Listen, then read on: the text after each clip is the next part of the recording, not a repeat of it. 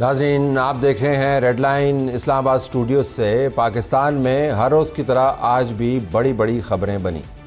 Election act तरमीमी bill के मुताबिक निगरान हुकूमत कोई नया मुआहदा नहीं कर सकेगी, लेकिन पहले से जारी मंसूबों से मुतल्लिक इख्तियार हासिल होगा।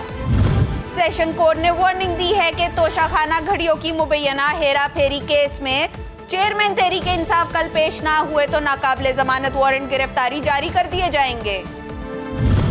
शहबाज शरीफ ने दोबारा मुंतखब होने की सूरत में हर साल 10 लाख लैपटॉप देने का वादा कर लिया। हलीम आदिल शेख की रोपोशी के बाद MQM की राना अंसार सिंध असेंबली की पहली खातून अपोजिशन लीडर मुंतखब हो गई। हुकूमत ने जाते जाते MNAs के लिए अरबों रुपए के तरक्याती फंड्स, जबकि अवाम को महंगी बिजली और गैस का तोहफा दे दिया। FIA ने साइफर तहकीकात केस में चेयरमैन तहरीक इंसाफ को रिकॉर्ड्स में 1 अगस्त को दोबारा तलब कर लिया। लेकिन आज हम बात करेंगे पहले सियासत पर और उसके बाद रियासती अमूर पर। पाकिस्तान पीपल्स पार्टी और नून लीग के दरमियान क्या मामलात हैं। दोनों इकट्ठे भी बैठते हैं, काबीना का हिस्सा भी हैं और आपस में फिर लड़ते भिड़ते भी रहते हैं। एक का ख्याल है कि उनका प्राइम मिनिस्टर बनेगा, दूसरे का ख्याल है कि उनका प्राइम मिनिस्टर बनेगा। एक का ख्याल है कि कोलिशन हुकूमत होगी, दूसरे का ख्याल है कि उनके पास क्लियर मेजॉरिटी होगी। हमारे पास अली मूसा गिलानी इस प्रोग्राम में मौजूद हैं। उनका शुक्रिया, उन्होंने हमें ज्वाइन किया। इनसे पहले हम बात करेंगे और उसके बाद जब हम बात करेंगे तो फिर बाद में अताउल्लाह तारड़ साहब भी हमें ज्वाइन कर रहे होंगे। नाज़रीन, इसी प्रोग्राम के अंदर हम फवाद हसन फवाद से बात करेंगे कि साइफ़र का मामला क्या इमरान खान के गले में पड़ सकता है या नहीं। तो स्टार्टिंग विद यू अली, आप की जमात ज़ाहिर है इत्तेहादी जमात है और इस हुकूमत का हिस्सा है, लेकिन लगता है ये कि आप इसका बर्डन उठाने को तैयार नहीं। हुकूमत के अमाल का, महंगाई का मामला हो, फंड्स देने का मामला हो, पार्लिमान के अंदर के मामलात हों और इसहाक डार साहब के कैंडिडेचर का मामला हो, आपकी पार्टी बड़ा सख्त हाथ रखती है नून के ऊपर। तो ये पुरानी जो राइवलरीज़ हैं वो सामने आ जाती हैं, कोई और किस्सा है? नहीं, देखें, हमारे असूली मौक़िफ़ होते हैं। जैसे कि आज पार्लियामेंट के अंदर कमेटी के अंदर एक शिकनी आई थी, वो पार्लियामानी पार्टीज़ के अंदर डिस्कस हुई।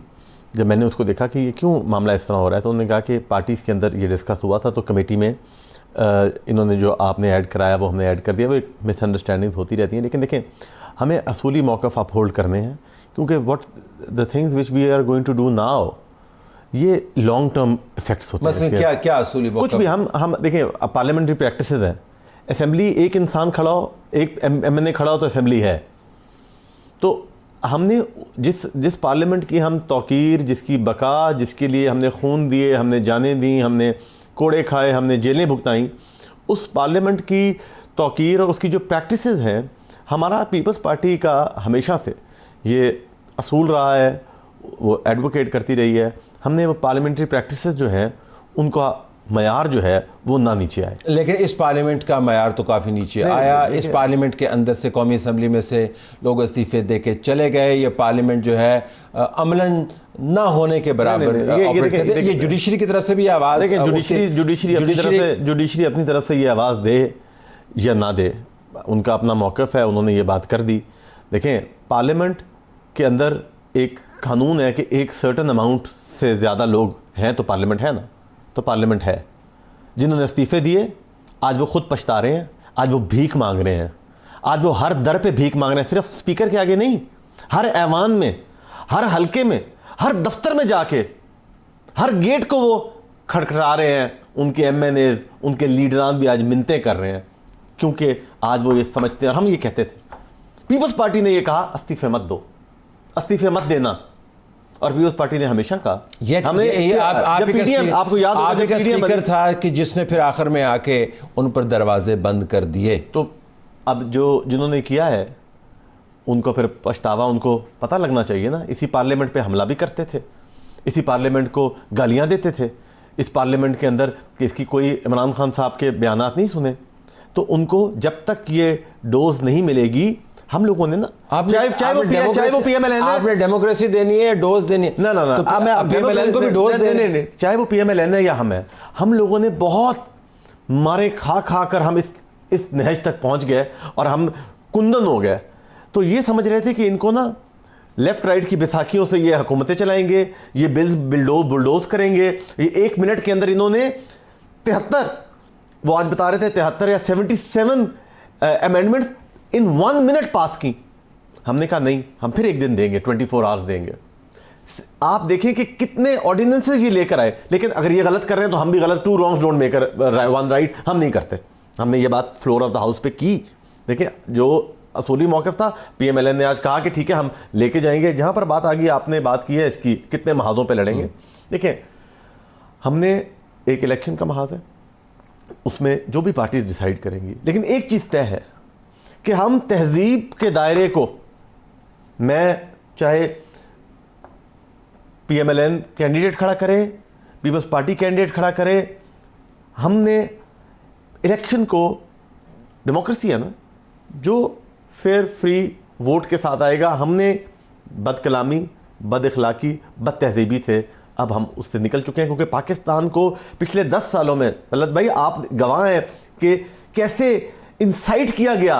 ये जो 2018 में पार्लियामेंट आई थी और इमरान खान जिसके नतीजे में वज़ीर आज़म बने हैं या सिलेक्ट हुए गए थे, उसके पीछे पिछले 5 साल की एक नफरत थी, एक ईंधन दिया गया था लोगों को। वही पार्लियामेंट इसका आप हिस्सा है। और बिल्कुल उस पार्लियामेंट का हम हिस्सा है जिसकी जो नफरत की बुनियाद पर बने। नहीं, नफरत की बुनियाद पे एक पार्टी की मैं बात कर रहा हूँ, उनकी बात कर रहा हूँ, पार्लियामेंट नहीं। एक पार्लियामेंट में तरफ PTI की वजह से पार्लियामेंट नहीं थी, तो उन्होंने, वो एक ईंधन था जिसका मुजाहरा उन्होंने जब PTV पर हमला किया, पार्लियामेंट किया, तो ट्रेलर तो उन्होंने दिखा दिया था।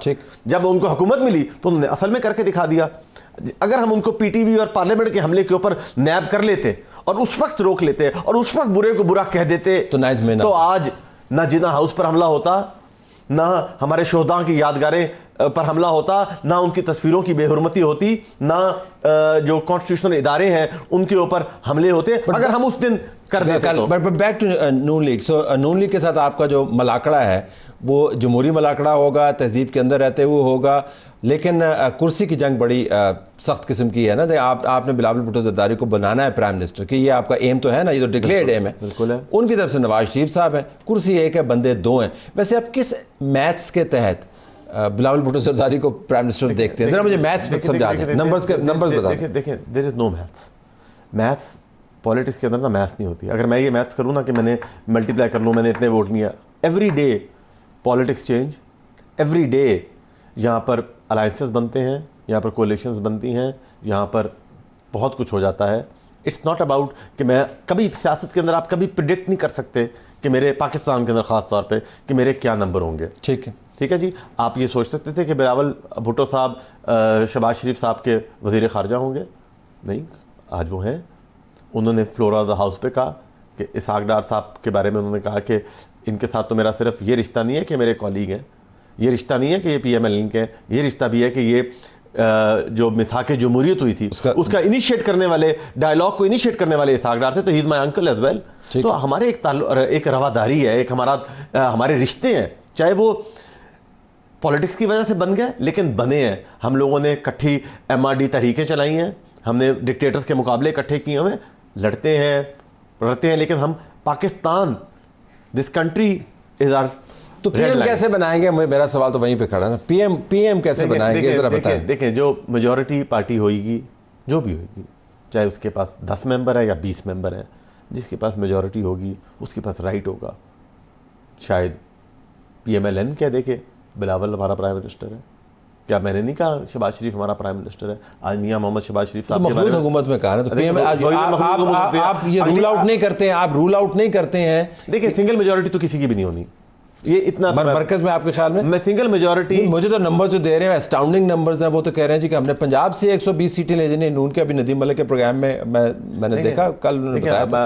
मैं बहुत छोटा वर्कर हूँ पॉलिटिकल, शायद मेरी उम्र कम है, पर मेरा तजर्बा, मैं पांचवा MNA का इलेक्शन होगा मेरी से डबल उम्र के लोगों के 3 MNA के इलेक्शन है, तो I will be contesting my self 5 MNA के इलेक्शन।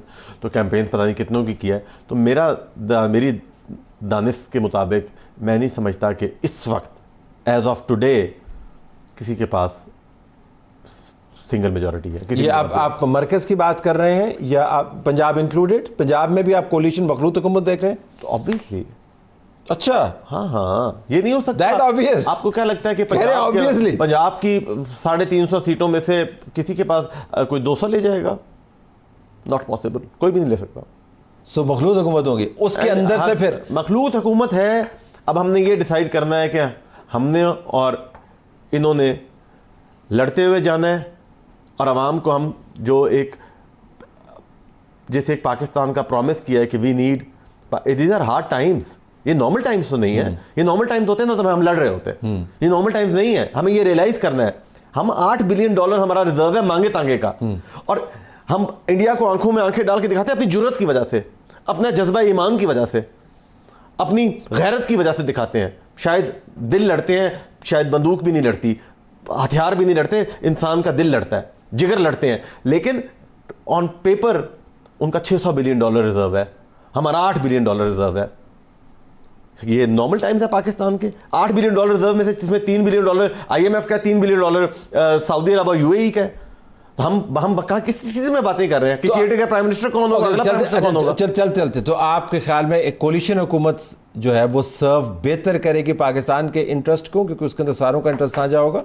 ऑब्वियसली देखिए, हाँ, कोलिशन जो है, कोलिशन इकट्ठी होती है तो वो माइनॉरिटी को मेजॉरिटी को माइनॉरिटी बना देती है, जो हमने साबित कर दिया। ठीक, बलोचिस्तान की नुमाइंदगी है, सिंध की नुमाइंदगी है, KP की नुमाइंदगी है, पंजाब की नुमाइंदगी है, साउथ पंजाब की नुमाइंदगी है, एक ओवरऑल पार्टी, तमाम पार्टी स्टेक होल्डर्स बीच में है इसके अंदर। तो मेयर कराची में भी ये कर लेते हैं ना। राइट ऑफ वोट तो मेयर कराची का पीपल्स पार्टी का था, राइट नहीं था। सिंगल लार्जेस्ट पार्टी कौन सी थी? कौन थी? सिंपल मेजॉरिटी नहीं थी ना। लेकिन सिंगल लार्जेस्ट थी तो राइट ऑफ गवर्नमेंट तो उनको बनाना चाहिए था ना, तो हमें देना चाहिए था। नहीं, डेमोक्रेसी के अगर रूल देखने तो फिर ऐसा कानून देखे ना। ये ऐसे है जैसे इन्होंने पंजाब के साथ किया था। PMLN के पास सिंगल लार्जेस्ट मेजॉरिटी थी पंजाब में 2018 में, जहांगीर साहब का जहाज उड़ा, उनके पास पहला राइट होना था गवर्नमेंट फॉर्म करने का। PTI के पास नहीं थी उम्मीदवार नंबर्स के ऊपर। जैसे 2008 में पीपल्स पार्टी आई तो राइट ऑफ गवर्नमेंट जो चार्टर ऑफ डेमोक्रेसी के अंदर था कि जिसके पास सिंगल लार्जेस्ट, जो सबसे ज्यादा तादाद होगी उसके पास सबसे पहला राइट होगा गवर्नमेंट, जिसने नंबर दिखा दिया वो जीत जाएगा, उसके पास राइट होगा गवर्नमेंट फॉर्म करेंगे। लेकिन होंगी कोलिशंस दोनों तरफ। पंजाब में मेरी दानिश इस वक्त as we speak of today, कल महीने बाद कुछ हो जाए, 6 महीने बाद कुछ हो जाए, I don't know, but as of today with everything given on table जो हम देख रहे हैं टीवी पर, nobody has a single majority to form a government. I have to take a break. Programme में खुशामदीद नाज़रीन। अभी आप अली मूसा गिलानी की बातें सुन रहे थे। समरी फॉर्म में अता तारड़ साहब जो मूसा गिलानी कह रहे हैं वो ये कि एक तो कोलिशन हुकूमतें हैं पंजाब के अंदर उनको नज़र आ रही है, मरकज़ के अंदर नज़र आ रही है। दूसरा उनका मानना ये है कि हर पार्टी की ख्वाहिश है उनका प्राइम मिनिस्टर बने, लेकिन उनका मानना ये भी है कि ये आने वाला वक्त बताएगा कि बिलावल भुट्टो प्राइम मिनिस्टर बनते हैं या नहीं।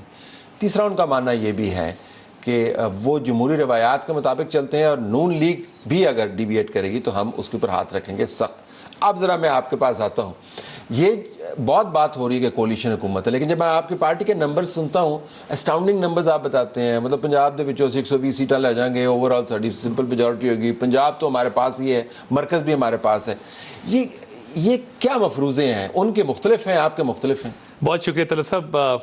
आयरॉनिकली मेरे भाई हैं अली मूसा गिलानी, जब इनका इलेक्शन आया था हमने अपना कैंडिडेट फील्ड नहीं किया। हमारा मजबूत कैंडिडेट था अब्दुल गफ़ार डोगर, उसका नाम है, अच्छा फील्ड का आदमी है, पॉलिटिकल वर्कर है।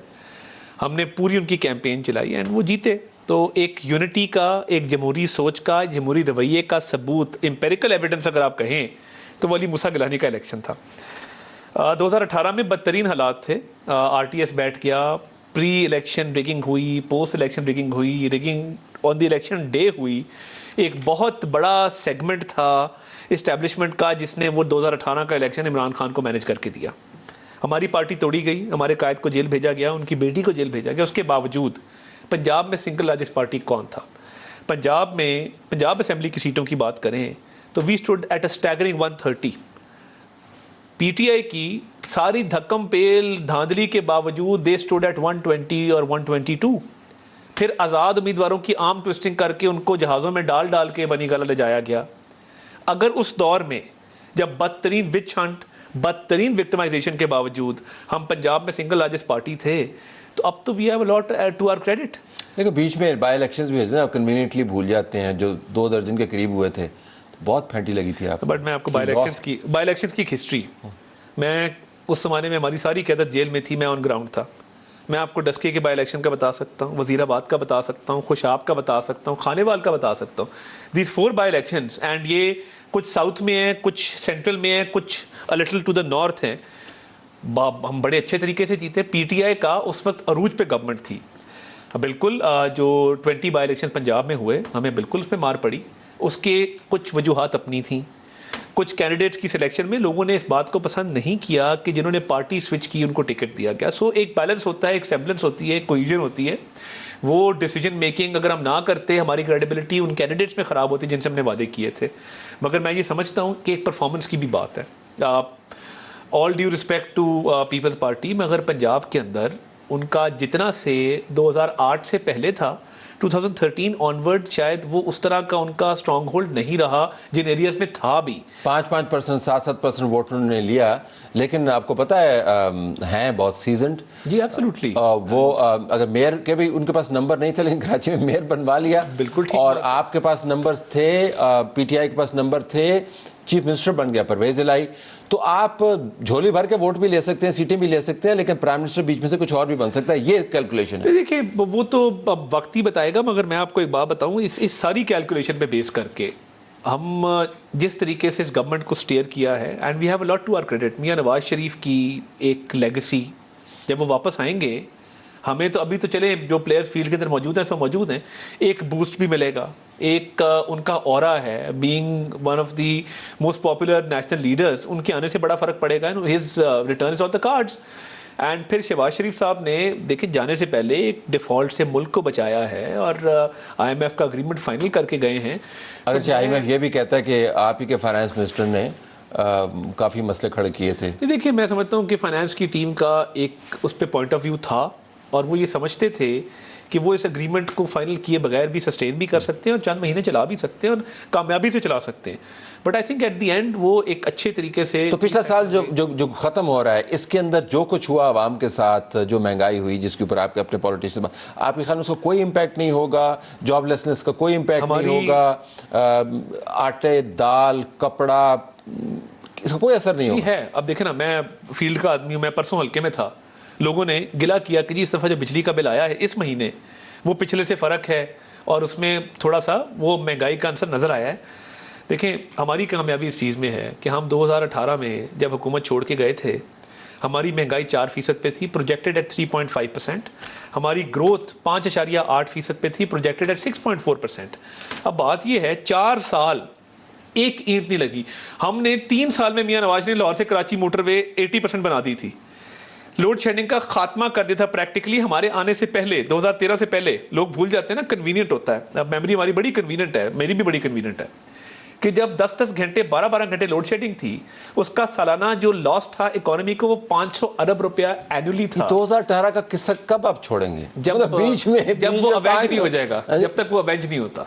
अब बाय अवेंज आएगी। देखिए बीच में आपने 1 साल हुकूमत भी की ना, तो लोगों को तो वो याद होगा। हुकूमत की, बट हमने जो आके मलबा उठाया, अपनी सियासत दाव पे लगा के जो रियासत बचाई, वो मलबा किसका गिराया हुआ था? 4 साल बातें कर करके एक काम आप मुझे बता दे पॉजिटिव जो इमरान खान साहब की गवर्नमेंट ने या उन्होंने किया हो। उस्मान बुज़दार को CM लगा देना पंजाब का, फेडरल कैबिनेट में शफलिंग करना हर दूसरे दिन, finance ministry was a joke. आप पीपल्स पार्टी पे तनकीद करते हैं, साथ आपने हफीज शेख को, शौकत तरीन को यके बाद दीगरे फाइनेंस मिनिस्टर लगा दिया।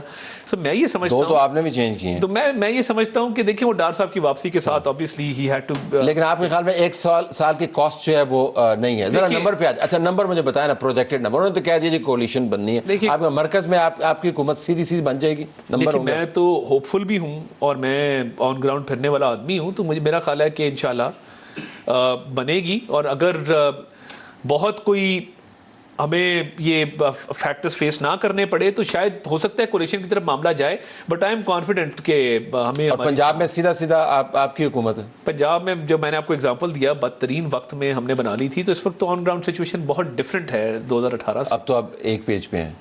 नहीं, मैं ये समझता हूँ कि हमारा मुतालबा क्या था कि इदारा न्यूट्रल हो, और जब वो न्यूट्रलिटी आई तो खान साहब की हुकूमत धड़म से गिर गई। वो तो बजट पास करवाने के लिए भी फ़ोन करवाते थे अपने मेंबर्स को। तो अब आप IMF की मदद लेने के लिए फ़ोन करवाते हैं? मेरा ख्याल है कि IMF की डील में बिल्कुल चीफ आर्मी स्टाफ का एक रोल है। और एस्टेब्लिशमेंट की न्यूट्रलिटी से आपको बराह रास्त फ़ायदा हुआ क्योंकि आपका स्पेस ज़्यादा बढ़ गई? ऑब्वियसली जब एक पॉलिटिकल पार्टी को बनाने में, उसको सपोर्ट करने में, उसको इक़्तिदार तक पहुंचाने में, उसके इक़्तिदार को आगे बढ़ाने में एक रोल था।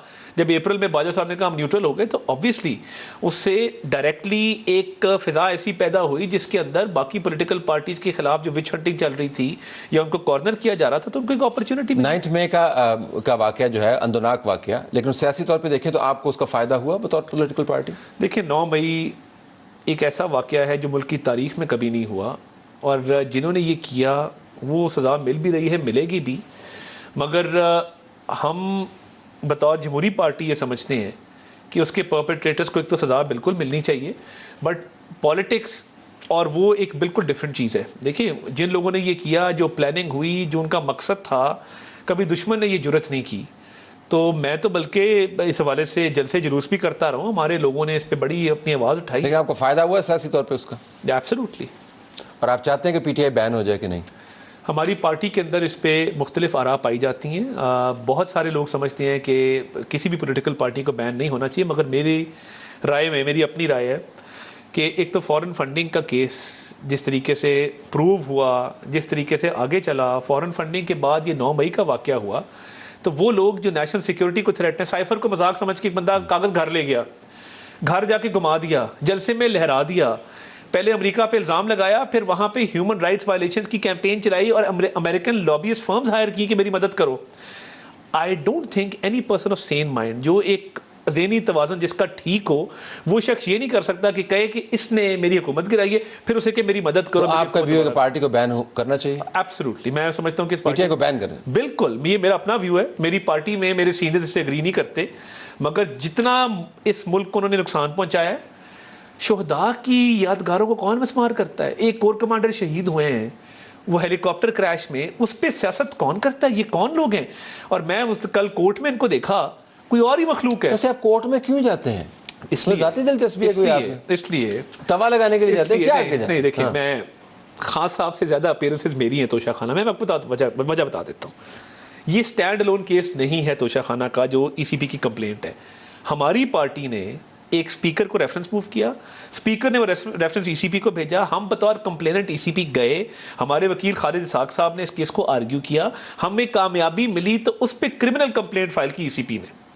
सो हम एक स्टेक होल्डर हैं एंड मैं तो मुझे लगता है आप सियासी मजे लेने के लिए नहीं, जाते मैं देखिए, मैं पनामा में मैं आप दीवार के साथ हाथ लगा के खड़े होते हैं, फिर इमरान खान उसको ट्वीट करते हैं आपको जुमले, but you actually love it, you know? नहीं देखिए, मैं तो इसलिए हर पेशी पे मौजूद होता हूँ कि इन केसेस का एक फॉलोअप भी है, एक इन केसेस की हवाले से आगे चीज़ें चलनी है, तो ऑब्वियसली हमारा राइट है कि हम वहाँ पे खड़े हों, हम मौजूद हों। तो इमरान खान साहब कभी कभार आते हैं, तो कल उन्होंने माहौल मुझे इतला थी कि ये आके जज को अटैक करेंगे। इन्होंने स्लोगनरिंग की, इन्होंने नारे लगाए, इन्होंने गालियां दी, इन्होंने जज को अंडर प्रेशर करने की कोशिश की। तो देखिए, हम तो पुरअमन तरीके से खड़े थे। अब खान साहब को मेरी प्रेजेंस से बहुत तकलीफ पहुंची, राइटली सो, बिकॉज वो चाहते थे कि खाली कोर्ट हो और हम चढ़ दौड़ें, तो हमने उस चीज़ को वहाँ होने नहीं दिया। Thank you very much for being with us नाज़रीन। ब्रेक के बाद वापस आएंगे तो हम फवाद हसन फवाद से बात कर रहे होंगे। क्या साइफर में अपने एक्स प्रिंसिपल सेक्रेटरी के बयान के बाद इमरान खान बुरे तरीके से फंस गए हैं? ये मामला ऐसा है, इसके ऊपर फवाद हसन फवाद से बात करेंगे। साबिक प्रिंसिपल सेक्रेटरी नवाज शरीफ शायर भी हैं, साहिब किताब भी हैं, तो सिर्फ एक ही हवाला नहीं है। आपका बहुत शुक्रिया, आपने हमें ज्वाइन किया। क्विकली अगर मैं आपसे पूछ पाऊँ, लास्ट टाइम मेरी जब आपसे बात हुई थी तो आपने टेक्निकली में बताया था कि प्रिंसिपल सेक्रेटरी का रोल क्या होता है, वो गेट कीपर है, वो मामलात को कैसे देखता है। अब आज़म खान के बयान के बाद आपको क्या लगता है ये कितना संजीदा मामला है? उसकी इंक्वायरी भी चल रही है इमरान खान के लिए। शुक्रिया तलत। बिस्मिल्लाहिर्रहमानिर्रहीम।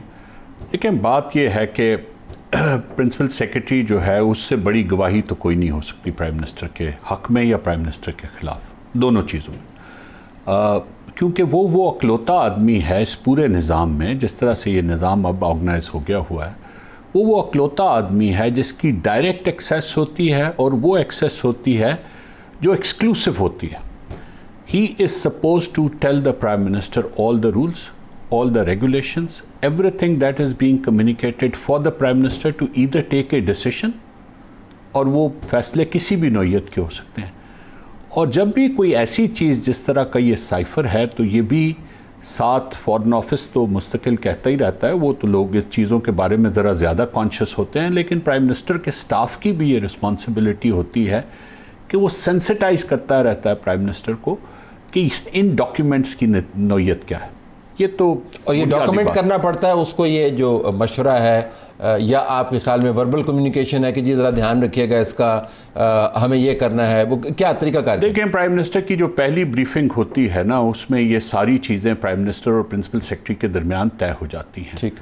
एक ऑर्डर ऑफ डेलीगेशन भी तय हो जाता है कि कौन सी चीज़ें हैं जो सारी प्राइम मिनिस्टर ने हर सूरत में देखनी है, कौन सी चीज़ें हैं जिन पे क्वेश्चंस या अगर कोई क्यूरीज हैं तो आप in order to save time and in order to increase the efficiency of the government, आप पहले पूछ लें और एक ही मर्तबा मेरे पास फाइनलाइज करके ले आएँ। तो ये चीज़ें तो साथ साथ चाहिए, प्रिंसिपल सेक्रेटरी और प्राइम मिनिस्टर के रिलेशनशिप पे डिपेंड करता है। लेकिन बहरहाल ये सोचना भी मैं समझता हूँ मुनासिब नहीं होगा कि प्राइम मिनिस्टर को उसकी सेंसिटिविटी का अंदाज़ा ना हो। और फिर जब बात हो रही है कि जी एक ऐसे अहम मुल्क से और इस तरह का एक कोई पैगाम है जिसकी बात हो रही है, अब ये इस बात को ज़रा 1 मिनट के लिए छोड़ दें तलत कि वो कागज़ गुम हो गया, वो एक अपनी जगह पे एक बहुत बड़ी मैं समझता हूँ सवाल खड़ा होता है, लेकिन असल इशू है कि उसका इस्तेमाल क्या किया गया, और वो है जो आइन में दिए गए हल्फ की खिलाफ वर्जी है। जो हल्फ प्राइम मिनिस्टर लेता है जिसमें वो वाज़े तौर पे apart from all other things ये कहता है कि मैं कोई ऐसी चीज़ जो मेरे सरकारी फ़राइज़ की अदायगी में मेरे सामने आएगी या मेरे इल्म में लाई जाएगी डायरेक्टली और इनडायरेक्टली, उसको ना तो किसी और पे बग़ैर ज़रूरत के अफशा करूँगा और ना ही उसका कोई ऐसा इस्तेमाल करूँगा जो उसका मकसद नहीं। लेकिन यहाँ पर तो खैर वो तमाम रूल्स, वो कवायद, वो ज़वाबित, वो शिकें वायलेट होगी। तो ओपन एंड शट केस आपको लगता है इस गवाही के बाद इमरान खान के, सिर्फ आप टेक्निकल ज़ाविये से देखें तो? जी, मेरे देखें, जहाँ तक तो इस बात का ताल्लुक है कि इस चीज़ को इस्तेमाल किया गया एक सियासी मकसद के लिए, ये एक ओपन एंड शट केस। ठीक, बिल्कुल। और जब प्रिंसिपल सेक्रेटरी ने ये कह दिया कि उन्होंने ऐसा एक प्लान और एक तयशुदा मंसूबे के तहत किया, तो फिर the entire burden of disproving that what the principal secretary is saying is now on the former prime minister. It is a very difficult situation. वो इस डिफिकल्ट सिचुएशन से वो डिसप्रूव करने के लिए क्या कर सकते हैं? Before I move on to the next subject, क्या कर सकते हैं? देखिए, मैं आपको ये मैंने कहा ना कि ये जो रिलेशनशिप है ये बड़ा एक्सक्लूसिव रिलेशनशिप है। जो नॉर्मल ऑर्डर ऑफ डेलीगेशन होता है उसमें प्राइम मिनिस्टर अपने ऊपर ये जिम्मेदारी लेता है कि मेरे बिहाफ पे प्रिंसिपल सेक्रेटरी जो भी काम करेगा उसकी जिम्मेदारी मेरे ऊपर है। It is not the other way around कि प्रिंसिपल सेक्रेटरी ये जिम्मेदारी लेता है कि मैं, क्योंकि इख्तियार प्रिंसिपल सेक्रेटरी का नहीं है, इख्तियार वज़ीर आज़म का है, उसको इस्तेमाल वज़ीर आज़म की डेलीगेशन और इजाज़त से प्रिंसिपल सेक्रेटरी कर रहा है। सो ये इसमें कोई सेफ गार्ड अनफॉर्चुनेटली अवेलेबल नहीं है। आप बॉल किसी और की तरफ फेंक नहीं सकते। आप नहीं कह सकते कि जी ये मुझे क्यों नहीं आपने बता दिया कि मैं ये ना करूं। बात ये है कि वो कहेगा मैंने जो जितने हमारे सामने कंटेंट्स अभी तक आए हैं कि ये बताया गया कि जी इसका इस तरह से इस्तेमाल नहीं किया जा सकता, लेकिन उसके बावजूद इस्तेमाल हुआ। उससे भी बढ़कर कि बाकायदा मंसूबा बना के उसको इस्तेमाल किया, तो उसके बाद अब आप क्या डिफेंस लेंगे तलत? अनफॉर्चुनेटली मेरे ख्याल में इसमें कोई डिफेंस नहीं है। लाजा इशू ये है कि इस किस्म के केसेस, और आप खुद फंसे रहे इस किस्म के केस में नहीं, वो ऐसे केसेस जो बाद में बुरे तरीके से पिट गए और उस वक्त भी ख़राब थे, तभी आपने इतनी मसाइब आपने काटे। इस किस्म के केसेस से कोई निज़ाम की सेहत पे असर पड़ेगा? अमूमन होता ही है कि हमने देखा कि अमेरिका की मिसालें देते हैं, लेकिन वहाँ पर ऐसे जब केसेस होते हैं तो उसके बाद निज़ाम की रिफॉर्म आपको नज़र आती है। यहाँ पर इस केस के बाद आपको लगता है कोई रिफॉर्म का कोई इशू आएगा, या कोई बड़ा मुस्बत ज़ाविया इसका कोई है या नहीं? You have just hit the nail. देखें, एक तो इसका वो आस्पेक्ट है जो पॉलिटिकल आस्पेक्ट है, जो एडमिनिस्ट्रेटिव आस्पेक्ट है, जो एक वायलेशन का आस्पेक्ट है, एक जुर्म का आस्पेक्ट है, ठीक है, एक इल्ज़ाम है जिसका फैसला होना। एक उससे लार्जर आस्पेक्ट है कि इसने स्टेट ऑफ पाकिस्तान की ability to work as a responsible state within the larger community of the nations बहुत बड़ा सवाल खड़ा कर दिया। वो किस तरह? वो इस तरह से खड़ा कर दिया है कि पूरी दुनिया से लोग आपके सफारतकारों से बातें करते हैं, वो बातें कम्युनिकेट भी की जाती हैं, और जब वो की जाती हैं तो आपको ये मालूम होता है कि ये बातें कम्युनिकेट की जाएंगी। अंडरस्टैंडिंग ये होती है कि ये डिप्लोमेटिक कम्युनिकेशंस हैं, ये बायलैटरल हैं, या किसी जगह पे ये मल्टीलैटरल भी हैं। तो उनको जब तक उसका स्पेसिफिक एग्रीमेंट ना हो कि हमने इस नेगोशिएशन को बाहर लेके जाना है, उस वक्त तक उसको ले जाने के बाद तो आप दुनिया में अपना एतबार बाकी नहीं रख सकते। तो दुनिया पाकिस्तान को जब देखेगी कि जी यहाँ पे तो साइफर भी महफूज नहीं है, यानी अपना साइफर महफूज नहीं। जी, आपने एक आपके एम्बेसडर के साथ एक सीनियर एडमिनिस्ट्रेटिव ऑफिशियल ने वहाँ के मीटिंग की, उन्होंने कुछ बातें की। अब ये उन दोनों के दरमियान है, मैं उसकी तफसील में नहीं जाता कि वो बात क्या हुई या क्या नहीं हुई। अब उसकी communication is understood that it is going to remain within the state officials. Prime minister को कम्युनिकेट ज़रूर होनी चाहिए अगर ऐसी कोई बात हुई है। हर आदमी की जो सरकारी निज़ाम के अंदर काम कर रहा है, उसकी ये जिम्मेदारी थी कि वो बात वज़ीर आज़म तक पहुँचती, और ठीक किया गया अगर वो पहुँचाई गई बात। उसके आगे से रिएक्शन की है, वो रिएक्शन कैसा है, वो reaction with in the state protocols होना चाहिए। ठीक, वो उस तरह से होना चाहिए था जिस तरह से जिम्मेदार रियासतें और ज़िम्मेदार रियासतों के ज़िम्मेदार अहलकार करते हैं। उसको उस कम्युनिकेशन का जो भी रिस्पांस जाना चाहिए था वो डिप्लोमेटिक ही होना चाहिए था, वो पॉलिटिकल नहीं होना। ठीक, और जिस तरीके से इतने अहम प्रोसीजर को वायलेट किया गया, तो दुनिया आप बता रहे हैं कि सोचेगी कि भाई अगली मरतबा हमने पता नहीं बात करनी है, ये साइफर फिर किसी लीक हो जाएगा, ये देखिए ये गुम हो जाएगा। ये कोई छोटी बात नहीं होती जब आप किसी मुल्क को एक्यूज़ करते हैं डायरेक्टली कि उसने मेरे यहाँ पे हमारे मुल्क में रिजीम चेंज की कोशिश की है। इसका मतलब यह है कि वो मुल्क आपकी, नंबर एक, सबसे पहले तो ये है कि आपके मुल्क की जो सॉवरेनिटी है वो अंडर थ्रेट है। ठीक, number one. Number two, the institutions and the organizations and the individuals responsible for maintaining that sovereignty are not capable of doing so. ये उसकी दूसरा इल्जाम का कंटेंट है। बल्कि उसका हिस्सा ये भी है, सिर्फ यही नहीं है कि केपेबल नहीं है, वो तो कह रहे हैं ये उसके अंदर मुलव्वस थे। मैं तो आर्मी चीफ ने किया है। मैं तो बिल्कुल उसको उसके बड़े टाइट उसमें पैराए में ले रहा हूँ। तो दूसरा इसका एस्पेक्ट ये है कि वो कॉम्प्रोमाइज्ड हैं, वो इस काबिल नहीं है कि वो ये कर सकें। और तीसरा ये है कि मैं ये समझता हूँ कि मुझे इसको डिप्लोमेटिकली नहीं, मुझे इसको सियासी तौर पे अपनी डोमेस्टिक सियासत, जो मुल्की सियासत है, उसमें अपनी पोजीशन को एडवांटेज देने के लिए इस्तेमाल करना, ये बड़ी खौफनाक बात है। टुवर्ड्स द एंड हम इस धचके से, जिससे हमने किसी और का तो नुकसान नहीं किया, अपने निज़ाम का, अपनी रेपुटेशन का, अपने इमेज का, अपने ट्रस्ट का, जो दुनिया हमें रिपोज करती अगर हम मामलात को सही तरीके से चलाते, इसकी डैमेज लिमिटेशन है, ये रिडीमेबल है, या ये इसको कैसे रिकवर कैसे किया जाए? ये मेरा ये ख्याल है कि बहुत ज़रूरी है कि, और ये खाली इससे एक फील्ड में ज़रूरी नहीं है। देखिए, इकोनॉमिक साइड पे भी आप जिस डिज़ास्टर के करीब, मैं तो नहीं मानता ये कि जी हम निकल चुके हैं उससे, ये बाहर आ गया, और मेरा ये फ़र्ज़ है कि ये मैं बात लाउड एंड क्लियर कहूँ कि अगर ये ख्वाब दिखाया जा रहा है कि कर्ज़े अब नहीं ज़रूरत पड़ेगी या हमारे सारी मुश्किलात हल हो गई हैं, तो नहीं, ऐसी कोई सूरत हाल नहीं है। तो पहली तो बुनियादी बात, तो मैं ये समझता हूँ कि खाली इस साइड पे नहीं, दूसरी साइड पे भी हमें, इकोनॉमिक साइड पे भी एक बहुत बड़ी एफ़र्ट की ज़रूरत है, और वो एक मेजर रिफॉर्म की एफ़र्ट है। वो ये छोटी मोटी बातों की और छोटे मोटे शोशों की जो है वो रिफॉर्म नहीं है। और इस एफर्ट की नौयत क्या हो, क्योंकि लोग कभी इसको नेशनल डायलॉग का बुनियाद करार देते हैं, डायलॉग करें, नए सोशल कॉन्ट्रैक्ट की बात करते हैं, नौयत क्या होनी चाहिए? एक नौयत तो देखिए, बुनियादी तौर पे एक नया सोशल कॉन्ट्रैक्ट मैं खुद ये कहता हूँ कि अब ज़रूरत है। आपका आइन जो है वो ये कहता है कि ये एक फेडरेशन के तौर पे आपने चलना है, और उस फेडरेशन में फेडरेटिंग यूनिट्स और फेडरेशन के दरमियान, वफाकी हुकूमत के दरमियान मामलात को आइन के दायरे कार में आपने तय करना है। अब उसको तय करने के लिए आपका जो अभी तक का निज़ाम चल रहा था, जिस तरह से आपने उस आइन के दायरे कार में अपनी अपनी समझबूझ के मुताबिक जिस तरह से चलाया था, वो तो फेल हो गया। ठीक, अगर तो हम संजीदगी से और ऑनेस्टी से लोगों को बताना चाहते हैं, तो हमें यह मानना पड़ेगा कि वो निज़ाम जिसका मैं भी हिस्सा रहा हूँ, वो निज़ाम फेल हो गया।